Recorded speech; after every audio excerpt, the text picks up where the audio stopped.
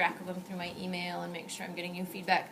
So you have until noon tomorrow to get them submitted to turnitin.com. I decided to give you a little extra time simply because I know not everybody has a computer or internet at home, and I'm not trying to inconvenience all of you overly for this.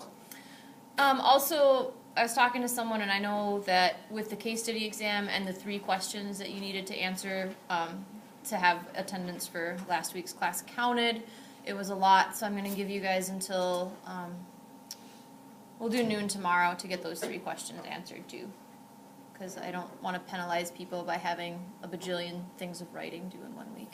Is the assignment up now? Okay. Yes, I put it up about 20 minutes ago. So, and I know that kind of messed with some of you, so I do apologize for that. I email mine.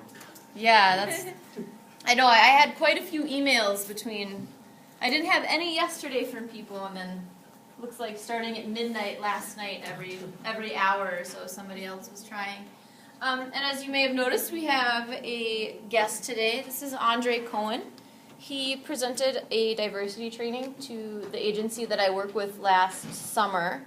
And it was so amazing that I asked him to come and present to us. And I'll let you tell them a little bit about yourself. So welcome and thank you. My name is Koen, and I teach in a number of universities as well. So I'm a teacher over at Bethel University, and I teach in the School of Education.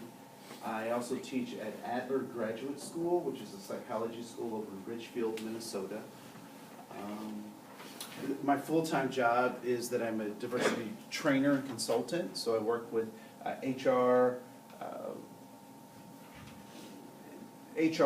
functions, particularly with nonprofits and government. So I specialize in government, so working with county attorneys, working with law enforcement, working with social workers.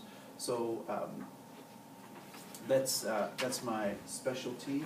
And I'm trying to think of anything else that is of major importance. I know I've been doing this stuff for a long time. Oh, and I also taught high school. So I taught high school and junior high for 8 years.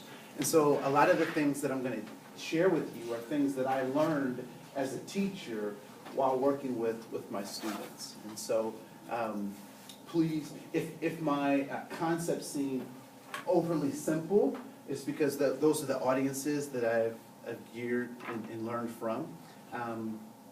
And also know that there's a deeper level that if you're interested in, we can also talk about those pieces as well. Given that this is a psychology class, and given that I obviously have some notes, I also have a PowerPoint presentation in the wings, just in case we want to learn in a different way or a different manner.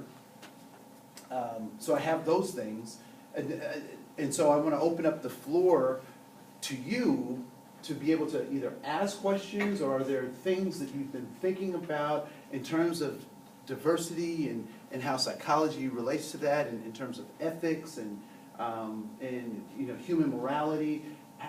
If there are any questions that you have about that, I'd like to entertain those and address them in the time that we have today. So are there any questions or thoughts people are having, or concepts you'd like for us to explore in the time that we have?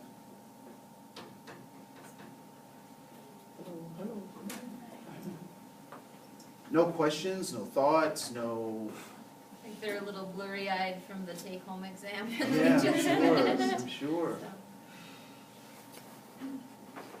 Any more questions? Okay. Well, hopefully I'll say some things that will cause you to think a little bit differently about yourself and your life, and then what your role is. And so please ask questions as we go through this process. So each of you should have a handout. And what I'd like for you to do is, if you can open up your handout, and what you'll notice is, I think it is on page 3, there are 4 circles. There are 4 circles on page 3. And what I'd like for you to do is put one thing that you value, or one thing that is important to you in each one of those circles. So one thing that is of value to you or important to you in each one of those circles. So it could be a person, a niece, nephew, significant other. It could be a place like Bemidji or Belize. It could be a concept like freedom or justice. One thing that you value. It could be a thing like a car or a motorcycle. So one thing that you value. Hello, how are you?